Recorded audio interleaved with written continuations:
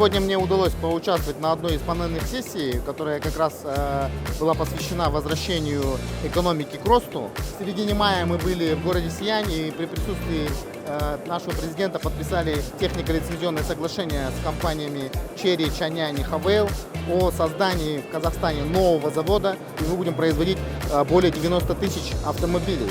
И у нас есть уникальный шанс Казахстану создать производство, которое будет экспортоориентировано и будет произведенные в Казахстане автомобили отправлять за границу.